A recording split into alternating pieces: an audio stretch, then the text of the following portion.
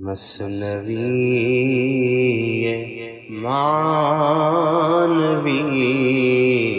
پیر روم،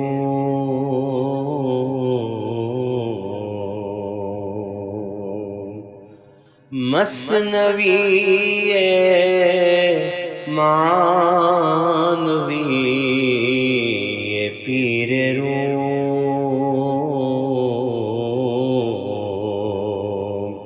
ہست گنج راز عرفان و علوم۔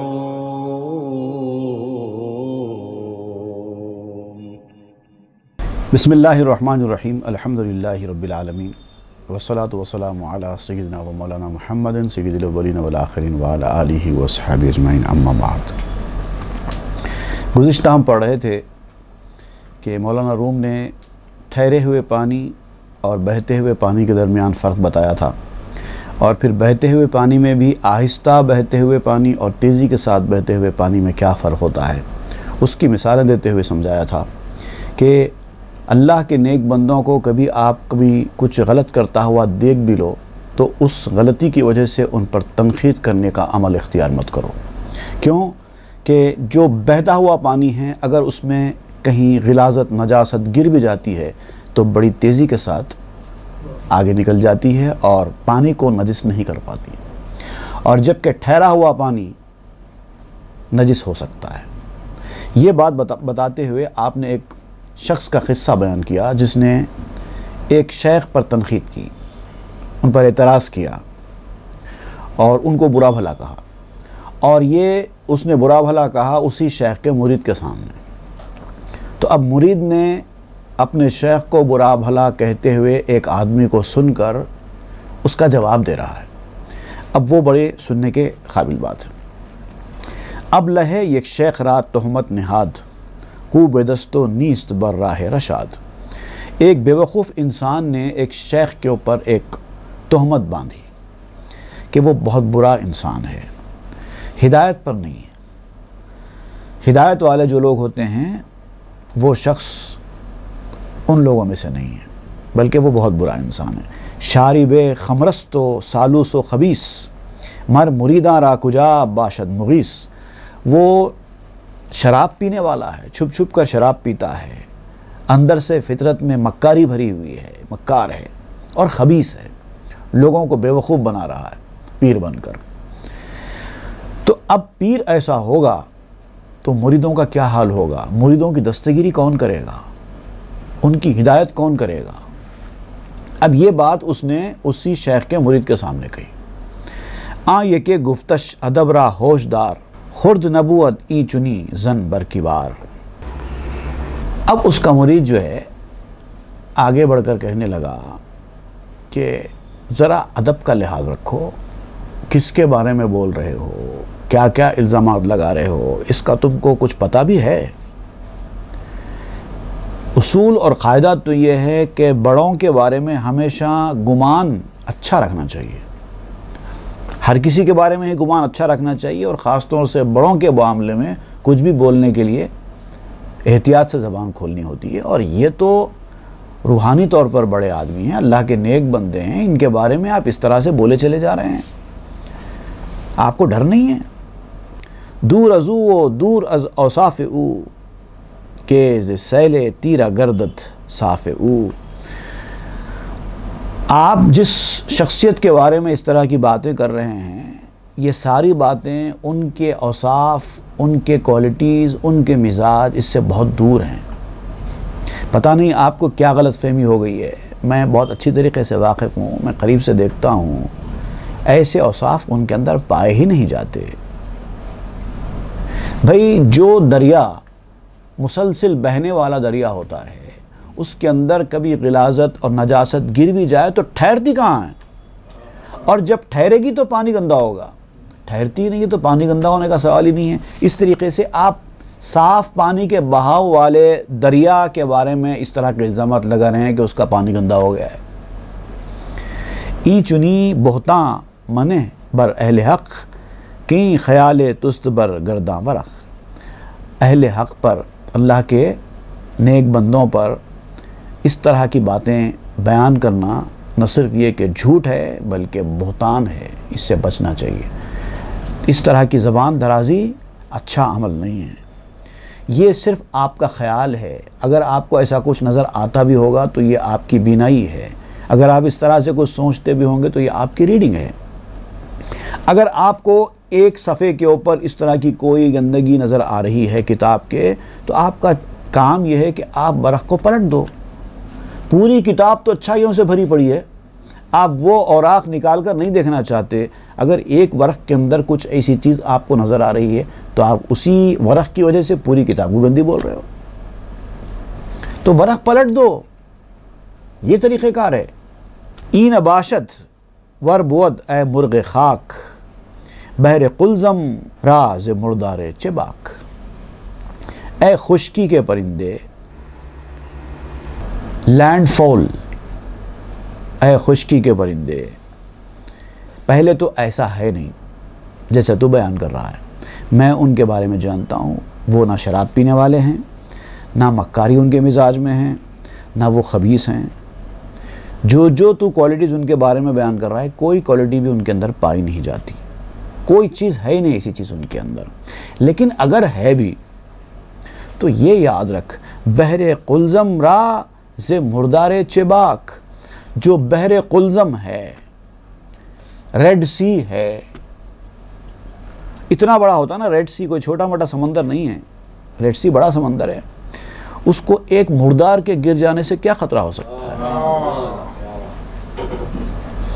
نیست دون القلتین حوض خرد، کش توانت خطر آب اسکار برد۔ اگر پانی قلتین سے کم ہے اور چھوٹا حوض ہے تو نجاست گرنے سے ناپاک ہو جائے گا۔ قلتین فقہ کی ایک اصطلاح ہے، قلہ اصل میں کہتے ہیں گھڑے کو، ایک بڑا گھڑا ہوتا تھا عرب میں، ہمارے پاس کے گھڑے تو بہت چھوٹے چھوٹے ہوتے ہیں، تو 2 گھڑے پانی یا اس سے زیادہ پانی جو ہوتا ہے اس کو قلتین کہتے ہیں۔ قلتین کے احکام چھوٹے پانی کے احکام سے بدل جاتے ہیں۔ پھر اس کے بعد پھر دہ دردے ہوتا ہے، 10 ہاتھ چکلا، 10 ہاتھ لمبا، اس طرح سے فقہ کے جو مسائل ہیں۔ تو جو جتنا زیادہ پانی ہوتا ہے اس کے احکام کم پانی والوں سے مختلف ہوتے ہیں۔ اگر پانی قلتین سے کم ہے، چھوٹا سا حوض ہے، تو پھر یہ ساری چیزیں پریشان کریں گی، نجاست کا گر جانا۔ اگر قلتین یا اس سے کم پانی ہے یا چھوٹا سا حوض ہے تو یہ ساری چیزیں پریشان کریں گی، نجاست گرنے پر پانی ناپاک ہو جائے گا۔ ایک گندا خطرہ، ناپاک خطرہ جب چھوٹے سے کوئی گھڑے میں یا گلاس میں گر جاتا ہے تو پورا پانی ناپاک ہو جاتا ہے، لیکن یہ حکم قلتین سے بڑھ کے پانی کے لیے نہیں ہے۔ پھر قلتین سے بڑھ کے جو پانی ہے اس کا جو حکم ہے، اور پھر دہ دردے کا پانی، اس کا حکم اور الگ ہو جاتا ہے۔ تو منحصر اس بات پر ہے کہ پانی کتنا ہے، اور پھر اگر وہ بہتا پانی ہے تو پھر تو وہ ناپاک ہوتا ہی نہیں ہے، کچھ بھی گر جائے اس کے اندر۔ ذاتش ابراہیم را نبوت زیاں، ہر کے نمرودیست گو میتر سزاں۔ حضرت ابراہیم علیہ السلام کو آگ سے کوئی نقصان نہیں ہے۔ آگ سے نقصان اس کو ہے جو نمرودی ہے۔ اگر وہ آگ سے ڈرتا ہے تو ڈرے، کیونکہ آگ اس کو جلا دے گی، لیکن جو ابراہیم ہے وہ آگ سے ڈرنے والا نہیں ہے۔ بے خطر کود پڑا آتش نمرود میں عشق۔ یہ عشق کیا ہے؟ یہ ابراہیم ہے۔ تو عشق والا اپنے محبوب کی رضا خوشنودی کے لیے آگ میں بھی کود پڑتا ہے۔ اگر اس مقام کا عشق ہوگا تو آگ بھی گلزار بن جائے گی۔ آج بھی ہو جو براہیم سا ایماں پیدا، آگ کر سکتی ہے انداز گلستاں پیدا۔ وہ عشق پیدا ہو، وہ مرتبہ پیدا ہو۔ تو ابراہیم ڈرتے نہیں ہیں آگ سے۔ ہاں، جو نمرودی ہے وہ ضرور ڈرے، اس کو ڈرنا بھی چاہیے۔ نفس نمرود است عقل و جاں خلیل۔ اب آپ بتا رہے ہیں کہ نمرود کیا ہے اور خلیل کیا ہے، ابراہیم خلیل کیا ہے۔ نفس نمرود ہے، جس کے اوپر نفس حاوی ہے، جو نفس کا بندہ ہے، جو نفس کے اشاروں پر چلتا ہے، وہ آگ سے ڈرتا ہے، وہ نمرود ہے۔ اور انسان کی جو عقل ہے، اس کی جو جان ہے، وہ ابراہیم ہے، خلیل ہے۔ روح در اینس تو نفس اندر دلیل، روح جو ہے اللہ تعالیٰ کے مشاہدے میں رہتی ہے اور نفس دلیل پوچھتا ہے۔ کچھ لوگ ایسے ہوتے ہیں جو اللہ تعالیٰ کی ذات کو سمجھنے کے لیے مشاہدے کا سہارا لیتے ہیں، اور ایسا ان کا یقین مضبوط ہوتا ہے جیسے کہ وہ اپنی آنکھوں سے اللہ کو دیکھ رہے ہوں، ان کو کسی دلیل کی ضرورت ہی نہیں ہے۔ اللہ کی وحدانیت کو ماننے کے لیے ان کو دلیل کی ضرورت ہی نہیں پڑتی۔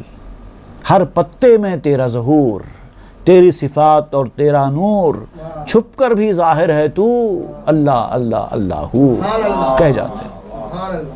پتا پتا اللہ کی وحدانیت کی گواہی دیتا ہے۔ وہ مشاہدے والے لوگ ہوتے ہیں، لیکن جو مشاہدے والے نہیں ہیں، جو نفس والے ہیں، ان کو اللہ کی وحدانیت کو ماننے کے لیے بھی دلیل چاہیے، معجزہ دکھانا پڑے گا تو ہم مانیں گے، محیر العقول چیزیں ہونی ہوں گی، میراکلس چیزیں پیش آنی چاہیے، تب جا کے مانیں۔ یہ معاملہ ہوتا ہے۔ این دلیل راہ رہرو رابوت کو بہردم در بیاباں گم شود۔ جو مسافر ہوتا ہے نا، اس کو رہبر کی ضرورت ہوتی ہے۔ اگر مسافر کو راستہ نہیں معلوم ہے تو راستہ بتانے والے کی ضرورت ہوتی ہے۔ اگر راستہ بتانے والا نہ ہو اور وہ نکل جائے تو کبھی بھی جنگل میں گم سکتا ہے۔ جنگل میں نکل گیا، راستہ نہیں معلوم ہے، گم جائے گا، کھو جائے گا۔ واصلاں را نیست جز چشم و چراغ، از دلیل راہ شاں باشد فراغ۔ لیکن جو واصلین ہیں، واصلین باللہ ہے، واصلین اللہ ہیں، ان کو صرف دو چیزوں کی ضرورت ہے، ایک آنکھ اور ایک روشنی، بس۔ ان کو کسی رہنما کی ضرورت نہیں ہے، کیونکہ وہ واصل ہے۔ تو پیر واصل ہوتا ہے اور مرید سالک ہوتا ہے۔ مرید کو آنکھ کی ضرورت ہے، مرید کو روشنی کی ضرورت ہے، اور مرید کو رہنما کی ضرورت ہے۔ جبکہ جو واصل ہوتا ہے اس کو آنکھ کی ضرورت ہے، روشنی کی ضرورت ہے، رہنما کی ضرورت نہیں ہے، کیونکہ وہ خود رہنما ہے، اس کو راستہ معلوم ہے، وہ رہنما سے بے نیاز ہوتا ہے۔ گر دلیل گفت آ مرد وصال، گفت بہر فہم اصحاب جدال۔ اگر وہ کوئی ایسی بات جو انسان کو سمجھ میں نہ آئے، سمجھانے کے لیے کبھی کوئی دلیل بیان کر دیتا ہے، جیسے مثال پیش کر کے سمجھاتے نا، سمجھانے والے اگر آپ کو کوئی چیز سمجھ میں نہیں آتی ہے تو سمجھانے کے لیے مثال دیتے ہیں، تو ویسے ہی جو ہے جو کفر والے ہیں، جو ایمان کی دولت سے مالا مال نہیں ہوتے، ان کو انبیاء کرام دلیل کے طور پر معجزے دکھاتے ہیں، اور جو ایمان والے ہیں کسی چیز کو نہیں مانتے تو ان کے لیے قرآن حدیث کی دلیل لانا پڑتا ہے۔ تو یہ جو دلیل ہے یہ بیان کرتا ہے کون؟ وہ واصل۔ شیخ اپنے مریدوں کو قائل کرانے کے لیے، ان کو بات سمجھانے کے لیے مثالیں دیتا ہے، دلیلیں دیتا ہے، سب دیتا ہے، لیکن یہ جو دلیل یہ دے رہا ہے وہ اس کے لیے نہیں ہے، سامنے والے کے لیے۔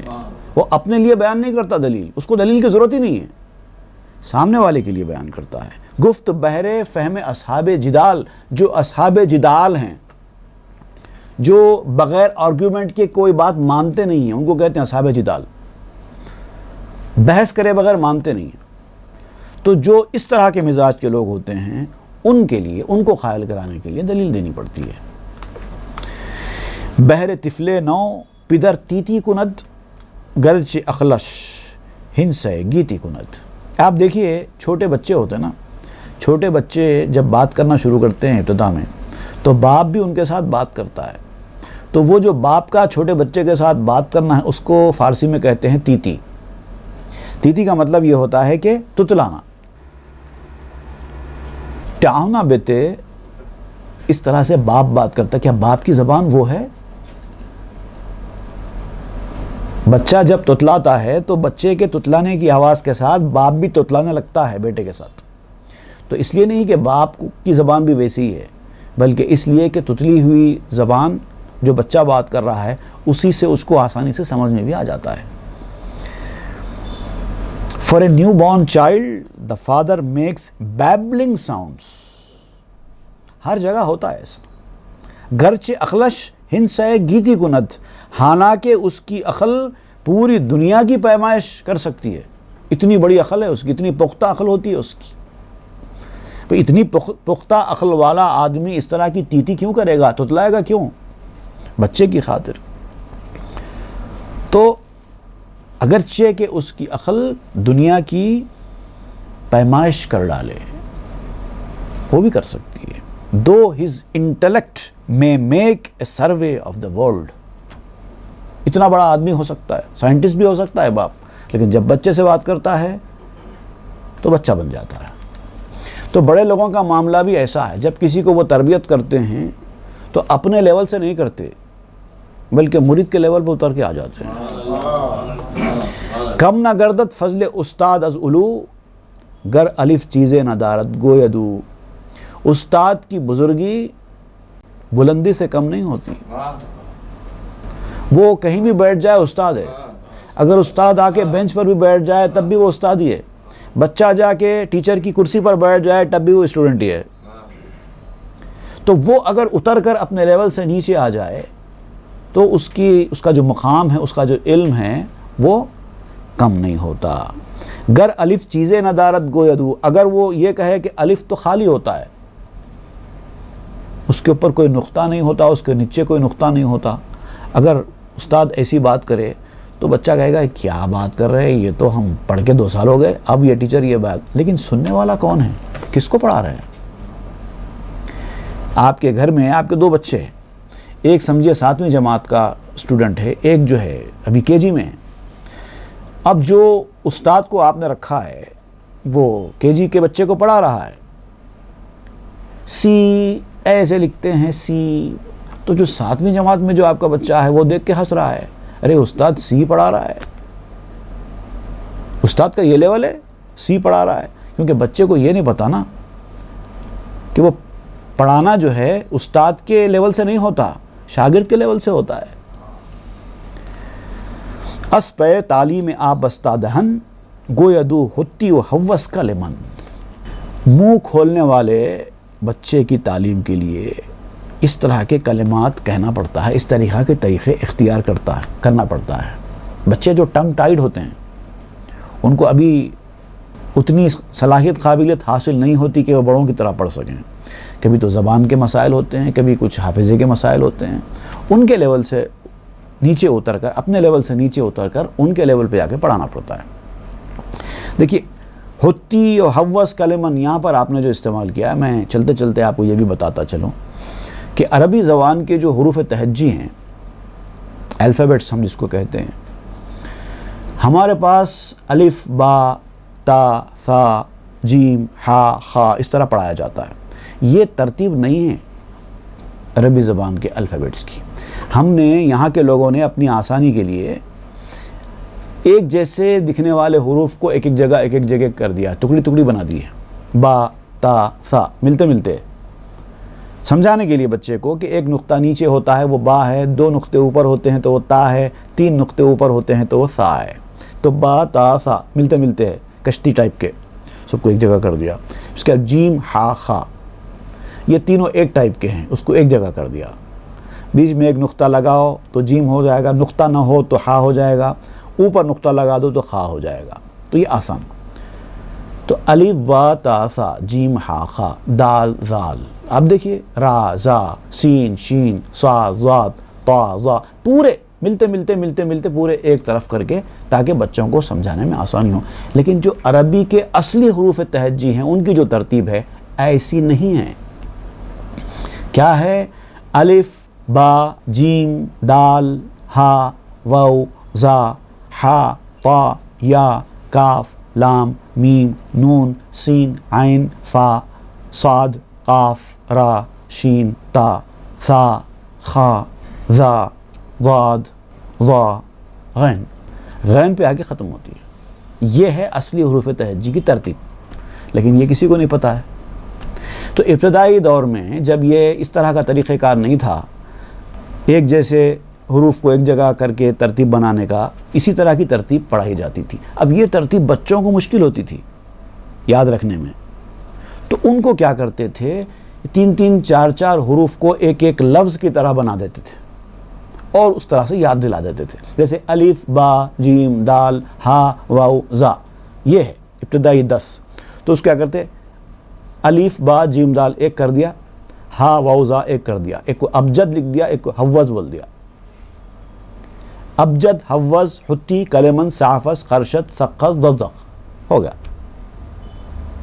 یہ ترتیب سے یاد دلاتے تھے.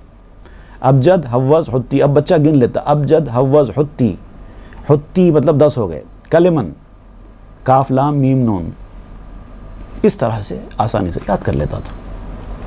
تو جب پڑھانا ہوتا ہے، سمجھانا ہوتا ہے، تو بچوں کے لیول پر آ کر ان کو آسانی کے ساتھ سمجھ میں آنے کا طریقہ اختیار کرتے ہوئے پڑھانا پڑتا ہے. عربی میں حروف جارہ بھی ہوتے ہیں، ایسے حروف جو اپنے بعد والے اسم پر زیر دے دیتے ہیں. جیسے فی ہے، من ہے. جب بھی فی آتا ہے اس کے بعد والے اسم کے اوپر زیر آئے گا. من کے ساتھ بھی ایسے آتا ہے، من اللہ ہی، من اللہ بولتے ہی زیر لگ جاتا ہے، من اللہ ہی. اس کو کہتے ہیں حروف جارہ. یہ 17 ہوتے ہیں. اب وہ 17 یاد کرنے کو مشکل ہو جاتی ہے کہ کہاں سے یاد کریں، تو ایک شعر بنا دیا گیا ہے. باو تاو کاف و لام و واو و منذ و مسخلا رب حاشا من عدافی عن علا حتی الا. اب یہ شعر یاد کر لو، پورے اس کے اندر 17 حروف موجود ہیں، یاد ہو جائے گا. تو یہ آسانی ہونے کے لیے، بچوں کو آسانی ہونے کے لیے مختلف طریقے اختیار کرتے ہیں. یہی تعلیم کا طریقہ ہے. استاد اپنے لیول سے پڑھائے گا تو کبھی کسی شاگرد کو علم حاصل نہیں ہو سکے گا. بولنے والا اگر اپنے لیول سے خطاب کرے گا، سب کو بور ہو جائے گا، پورے بھاگ جائیں گے.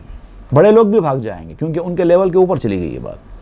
ان کے لیول کے حساب سے، ان کے معیار کے اوپر اتر کر، اپنے مقام سے نیچے جا کر سمجھانا پڑتا ہے. تربیت کا طریقہ، تعلیم کا طریقہ یہی ہے. در زبان او ببایت آمدن از زبان خود برو بایت شدن. اس کی زبان میں آنا چاہیے، اپنی زبان سے نکل جانا چاہیے. پڑھانے والے کا یہ خاص اصول ہے. شاگرد کی زبان میں آ جانا چاہیے، اپنی زبان سے نکل جانا چاہیے. کلم الناس علی قدر عقولہم، بہت مشہور کہاوت ہے عربی کی. لوگوں کو ان کی عقل کے مطابق سمجھاؤ، ان سے بات کرو ان کی عقل کے مطابق. تا بیاموزت زتو او علم فن جملگی از خود ببایت گم شدن. تاکہ وہ تجھ سے علم حاصل کر سکے اور فن سیکھ سکے. اسی طریقے سے علم حاصل ہوتا ہے، اسی طریقے سے فن سیکھا جاتا ہے. اپنے آپ سے تجھ کو پڑھانے کے دوران گم ہو جانا چاہیے. میں اس لیول کا ہوں، ایسا اگر آپ کہیں گے تو آپ کبھی نہیں پڑھا سکتے. پس ہما خلقاں جو طفلان ویند لازم استی پیر را در وقت پند. لہٰذا پیر بھی جب تربیت کے میدان میں آتا ہے تو تمام مریدوں کو اپنے بچوں کی طرح ٹریٹ کرتا ہے. چاہے وہ بوڑھا ہو، چاہے وہ جوان ہو، چاہے وہ بچہ ہو، سب کو اپنے بچوں کی طرح ٹریٹ کرتا ہے. اس کے بچوں جیسے ہوتے ہیں. اور نصیحت کرتے وقت، تربیت کرتے وقت پیر کو اس بات کا خیال رکھنا ضروری ہے. آ مرید شیخ بد گویندرا آ بے کفر و گمرہی آگندرا. گفت تو خود را مزن بر تیغ تیز ہی مکن بادشاہ با سلطان ستیز. اب یہ دونوں شعر ایک دوسرے سے ملے ہوئے ہیں، اس لیے میں نے دونوں پڑھ دیے. تو اب اس شیخ کے مرید نے برا کہنے والے انسان کو، اس کفر اور گمراہی سے بھرے ہوئے انسان کو، گستاخ انسان کو کہا، اے بے وقوف انسان، تو اپنے آپ کو تیز تلوار سے مت بھڑا. تو جس کے بارے میں بول رہا ہے نا وہ تیز تلوار ہے، اور تو ہے کہ چھوٹے بچوں کی طرح تیز تلوار ہاتھ میں لے رہا ہے. جب کٹ جائے گی تو تجھے پتہ چلے گا. کوئی بھی سمجھدار آدمی سلطان سے اور بادشاہ سے مخالفت نہیں مول لیتا، دشمنی نہیں مول لیتا. حوض بادریا اگر پہلو زنت خیش را اج بیخ ہستی برکنت. حوض، چھوٹا سا حوض اگر جا کر دریا سے ٹکرائے گا تو کیا ہوگا؟ اپنا وجود بھی کھو دے گا. تو چھوٹا حوض ہے، چھوٹا حوض بن کے رہے، سلامتی اسی میں ہے تیری. تو جا کر اگر دریا سے ٹکرائے گا جو تیرا حوض ہے وہ بھی ختم ہو جائے گا. نیست بہرے کو کراں دارت کے تا تیرا گردد اوز مردار شما. وہ ایسا دریا نہیں ہے جس کا کوئی کنارہ ہو، بغیر کنارے والا دریا ہے وہ. تو جس کے بارے میں بول رہا ہے نا وہ بغیر کنارے کا دریا ہے. اور اگر کچھ مردار اس کے اندر گر بھی جائے تو وہ گدلا میلا نہیں ہوتا. اور یہ جو تو ان کے بارے میں باتیں بول رہا ہے اس سے بھی ان کی عزت میں کوئی فرق آنے والا نہیں ہے، نقصان صرف تیرا ہوگا. کفر را حدث تو اندازہ بداں شیخ و نور شیخ را نبوت کراں. کفر کا بھی ایک اندازہ ہوتا ہے، ایک لمٹ ہوتی ہے، ایک حد ہوتی ہے. گناہوں کی بھی ایک حد ہوتی ہے، ایک لمٹ ہوتی ہے. یہ بات ذہن میں رکھے. لیکن شیخ اور ان کے نور کا کوئی کنارہ نہیں، کوئی لمٹ نہیں ہے، اس کی کوئی حد نہیں. نیکی بھی ایک حد تک ہوتی ہے، برائی بھی ایک حد تک ہوتی ہے، ایمان بھی کی بھی ایک حد ہوتی ہے، کفر کی بھی ایک حد ہوتی ہے. ہر چیز اپنی ایک حد رکھتی ہے. لیکن شیخ کا نور حد نہیں رکھتا. کیوں نہیں رکھتا؟ اب بول رہے ہیں. پیش بے حد ہرچ محدود است لاست کل شیء غیر وجہ اللہ فناست. وہ نور شیخ کا اللہ کے نور سے آیا ہے. شیخ کا نور خود کا نور نہیں ہے. خود کا نور ہے شیخ کا نور، شیخ کا خود کا نور نہیں ہے، وہ اللہ کا نور ہے. تو اللہ کا نور لامحدود ہوتا ہے، اور جو لامحدود چیز ہوتی ہے، لمٹ لیس چیز ہوتی ہے، اس کے سامنے لمیٹڈ چیز نہیں ہونے کے برابر ہوتی ہے. بہت چھوٹی ہے لمیٹڈ چیز ان لمیٹڈ چیز کے سامنے. اللہ تعالیٰ کے سوا ہر چیز دنیا کی فنا ہونے والی ہے. اللہ تعالیٰ ہی کی ذات اور اس کے صفات وہ لافانی ہے. کفر و ایمان نیست آ جائے کہ اوست زاں کہ او مغزست ای دو رنگ و پوست. جس مقام پر وہ شیخ ہے، اس کا جو مقام ہے، اس کا جو مرتبہ ہے، وہاں پر نہ کفر ہے نہ ایمان ہے. وہ اس سے بھی آگے نکل چکا ہے.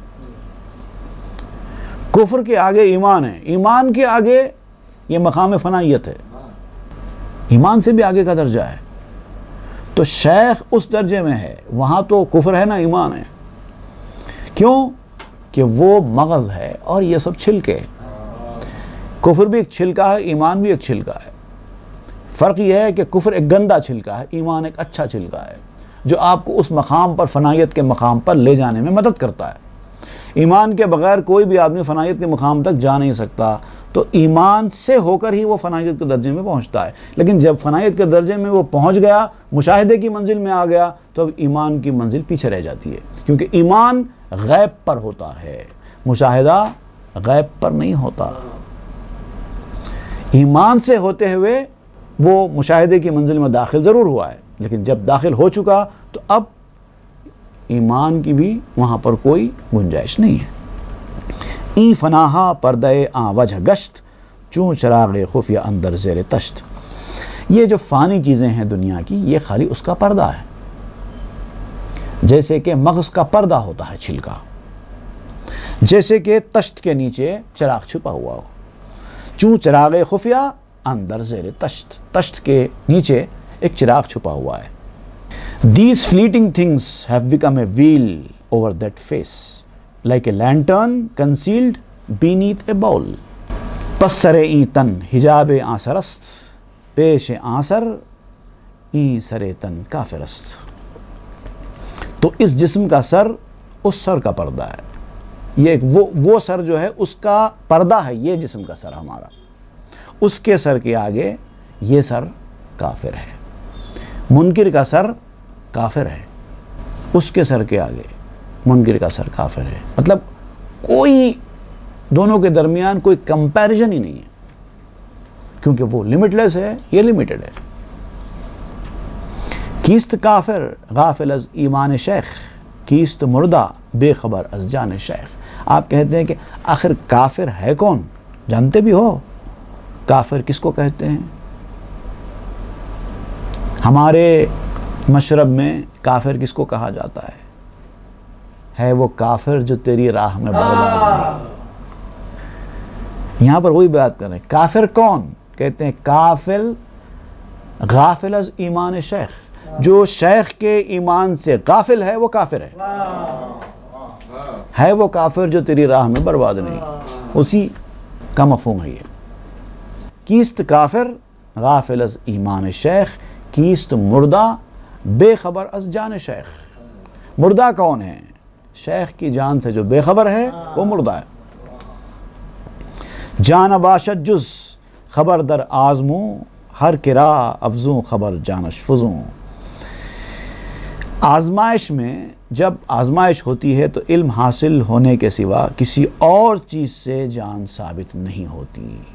علم حاصل ہونا ضروری ہے. ترقی انسان کی علم سے ہی ہونے والی ہے. جس کا علم بڑھا ہوا ہے اسی کی جان بڑھی ہوئی ہے. اللہ تعالیٰ نے جانور سے زیادہ عام انسان کو فضیلت دی ہے، کیونکہ جانور کے پاس علم نہیں ہے، عام انسان کے پاس علم ہے. لیکن عام انسان کو جتنا علم حاصل ہے اس سے زیادہ علم تو فرشتوں کو حاصل ہے. کیونکہ فرشتوں نے جو کہا تھا نا، انسان زمین میں جا کر فساد برپا کرے گا، خون ریزی کرے گا، اپنے علم کی بنیاد پر ہی تو کہا تھا، ورنہ فرشتوں کو کیا پتا انسان کیا کرنے والا ہے. غیب کی خبر دی نا فرشتوں نے، آنے والی چیزوں کی خبر دے دی. اس کا مطلب یہ کہ عام انسان سے فرشتوں کا علم بڑھا ہوا ہے، اس لیے ان کی جان بڑھی ہوئی ہے. اور آپ کہتے ہیں کہ جو اللہ کے خاص بندے ہیں، خاص انسان ہیں، ان کا علم، ان کا رتبہ فرشتوں سے بھی بڑا ہوا ہے. اسی لیے تو آدم کو سجدہ کرایا. جان باشد جس خبر در آزموں، ہر کرا افزوں خبر جانش فزوں. جس کا علم بڑا ہوا ہے اس کی جان بڑی ہوئی ہے. جان ماں از جان حیوان بیشتر، اسچے زاں روح کہ فزوں دارت خبر. ہماری جان حیوان کی جان سے بڑی ہوئی ہے. کس وجہ سے؟ اس لیے کہ علم بڑا ہوا ہے. پس فزوں از جان ماں جان ملک کو منزہ شد ز حصے مشترک. ہماری جان سے فرشتوں کی جان بڑی ہوئی ہے، کیونکہ وہ انسان اور حیوان کی مشترک حص سے پاک ہے. ایک حص ہوتی ہے جانور کی حص، ایک حص ہوتی ہے انسان کی حص. جانور کے اندر جو چیزیں ہیں وہ فرشتوں میں نہیں ہیں، فرشتوں میں جو چیزیں ہیں وہ جانور میں نہیں ہیں. لیکن انسان حصے مشترک والا ہے. انسان کے اندر جانوروں کی صفات بھی ہے، انسان کے اندر فرشتوں کی صفات بھی ہے. اب اگر وہ فرشتوں کی صفات اپنے اندر رکھتے ہوئے جانور کی صفات سے اپنے آپ کو نہیں بچایا تو فرشتوں سے بدتر ہو گیا، فرشتوں کے مقام تک نہیں پہنچ پایا. لیکن جو جانوروں کی صفات اپنے اندر رکھتے ہوئے ان صفات کو مار کے فرشتوں کی صفات حاصل کر لیا، ان کو غالب کر لیا، وہ فرشتوں سے آگے نکل گیا. وز ملک جانے خداوندان دل، باشد افزوں تر تحیر را بہل. اور فرشتے سے اہل دل کی جان بڑھی ہوئی ہوتی ہے. جو اہل دل ہوتے ہیں نا، ان کی جان فرشتوں سے بڑھی ہوئی ہوتی ہے. یہ بات پکی ہے. اس معاملے میں آپ زیادہ حیران ہونے کی ضرورت نہیں ہے. حیرانی چھوڑ دو، صرف حکم سنو، بات سنو، زیادہ حیران ہونے کی ضرورت نہیں ہے. زاں سبب آدم بوت مسجود شاں، جان او افزوں ترست بود شاں. اسی لیے آدم کے لیے سجدہ کرایا گیا فرشتوں کو، مسجود ملائک بنایا گیا آدم کو، کیونکہ ان کی جان فرشتوں کی جانوں سے بڑی ہوئی تھی. ورنہ بہتر راہ سجود دوں ترے، امر کردن ہیچ نبوت در خورے. ورنہ آپ سوچئے، لاجیکل بات سوچئے، اعلیٰ کو کمتر کے سجدہ کرنے کا حکم دینا کچھ مناسب تھا؟ اگر فرشتے افضلیت میں آدم علیہ السلام سے بڑے ہوئے ہوتے، انسان سے بڑے ہوئے ہوتے، تو کے لیے آدم کو کہا جاتا کہ سجدہ کرو. فرشتوں کو کیوں کہا جاتا کہ آدم کو سجدہ کرو؟ اور ابلیس نے جو انکار کیا آدم کو سجدہ کرنے سے، یہی بول کے تو کیا کہ بہتر چیز سجدہ چھوٹی چیز کو کیوں کرے، یہ سمجھ کر تو اس نے انکار کیا. لیکن فرشتوں نے سجدہ کر دیا. تو اس کا مطلب یہ کہ سجدہ چھوٹے کو کرایا جاتا ہے بڑے کے لیے. یہ طریقہ ہے کہ پسندت عدل و لطف کردگار، کہ گلے سجدہ کند در پیش خار. اللہ تعالیٰ کا انصاف اور اس کی مہربانی اس بات کو کب پسند کرتی تھی کہ پھول کانٹے کے آگے سجدہ کرے. کانٹوں کو سجدہ کرنے کے لیے پھولوں سے کہا جاتا تھا کیا؟ یہ اللہ تعالیٰ کے انصاف اور مہربانی کا تقاضا ہوتا تھا؟ نہیں، بہتر چیز ہی کے لیے کمتر چیز کو سجدہ کرایا جاتا ہے۔ اس سے ثابت ہوا کہ تمام فرشتوں سے آدم علیہ السلام افضل ہیں۔ جہاں چو افزوں شد گزشت از انتہا، شد متیعش جان جملہ چیز ہا۔ جان جب بڑھ گئی انسان کی ترقی کرتے کرتے کرتے تو انتہا سے آگے نکل گئی، اور تمام چیزوں کی جانیں انسان کی فرمانبردار بن گئیں۔ اب انسان جب اس لیول پر پہنچ جائے تو مچھلی کیا، جانور کیا، پرندے کیا، سب انسان کے حکم کے تابع ہو جائیں گے۔ حیرت کی کیا بات ہے! مرغ و ماہی و پری و آدمی زاں کہ او بے شست ایشان در کمی، چاہے وہ پرندہ ہو، چاہے وہ مچھلی ہو، چاہے وہ پری ہو، چاہے عام انسان ہو، سب سے وہ بڑا ہوا ہے، اور یہ لوگ اس کے مقابلے میں پست ہیں۔ اسی لیے بڑے آدمی کا حکم چھوٹے آدمی پہ چلتا ہے۔ ماہیاں سوزنگرے دلخش شوند، سوزنارا رشتہا تابع بوند۔ اب آپ بتا رہے ہیں اسی لیے حضرت ابراہیم بن ادھم رحمۃ اللہ علیہ کے حکم پر مچھلیوں نے فوری لبیک کہا، اور جیسے ہی آپ نے فرمایا سوئیاں لا کے دو، سبھوں نے سوئیاں لا لی۔ سمندر کے اندر غوطے لگائی، اور جہاں بھی سوئی دستیاب تھی انہوں نے سوئی پکڑی اور لے کے آگے پیش کر دی۔ اللہ کا ایسا نیک بندہ ہے جن کا حکم مچھلیوں پر چلتا ہے، تو مچھلیاں حکم کی تعمیل تو کریں گی ہی کریں گی۔ ماہیا سوزن گرے دلخش شوند، دلخ کہتے ہیں مینٹل کو، صوفیاں جو پہنتے نا، اس کو کیا کہتے ہیں؟ گدڑی۔ تو مچھلیاں اس کی گدڑی کے لیے سوئیاں بنانے والی بن جاتی ہیں حکم کے تحت۔ حضرت ابراہیم بن ادھم اپنی گدڑی سی رہے تھے، سوئی پھینک دی، تو حضرت ابراہیم نے مچھلیوں کو سوئی لا کر دینے کے لیے کہا۔ اگر حضرت ابراہیم مچھلیوں سے وہ گدڑی سینے کے لیے کہتے تو وہ سینا بھی شروع کر دیتے۔ سوئیاں چلنے لگتی ہیں تو دھاگے تو سوئیوں کی اتباع کرتے ہیں، سوئی جدھر چلتی ہے دھاگے ادھر ہی چلتے ہیں۔ انسان ہاتھ چلاتا ہے تو انسان کے ہاتھ کے تابع سوئی ہوتی ہے، اور سوئی چلتی ہے تو سوئی کے تابع دھاگا ہوتا ہے۔ جب اہل اللہ کی جان سب جانوں سے قوی اور مضبوط ہے تو دیگر جانیں جو اس کے تحت ہیں اس کے تابع فرمان کیوں نہ ہو جائیں گے؟ اس لیے مچھلیاں بھی حضرت ابراہیم ادھم کی خادم بن گئیں اور سوئیاں لے کر نمودار ہو گئیں۔ یہ ہے اصل وجہ مچھلیوں کے نمودار ہونے کی، سوئیاں لے کر۔ اب اس کے بعد آپ یہ واقعہ اب جاری کریں گے آگے۔ اب تک ہم نے پڑھا تھا کہ حضرت ابراہیم بن ادھم نے مچھلیوں کو حکم دیا کہ سوئیاں لاؤ، مچھلیاں سوئیاں لے کے آ گئیں، اس کے اندر جو ہے سونے کی سوئیاں تھیں، لیکن حضرت ابراہیم بن ادھم نے اس کو ٹھکرا دیا، ان کی اپنی جو سوئی تھی وہ مچھلی لے کر آئی تو وہ سوئی لے لی۔ اب اس کے بعد یہ جو سردار تھا جس نے یہ منظر دیکھا، اس کو یہ منظر دیکھنے کے بعد اور یہ باتیں سننے کے بعد وجد طاری ہو گیا، اب وہ عالم میں وجد میں آ گیا۔ اب اس کے بعد کیا ہوا وہ ہم آئندہ کے درس میں پڑھیں۔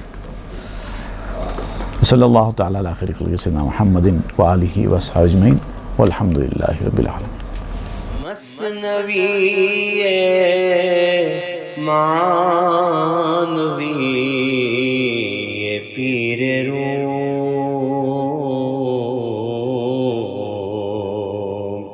ہست گنج راز عرفان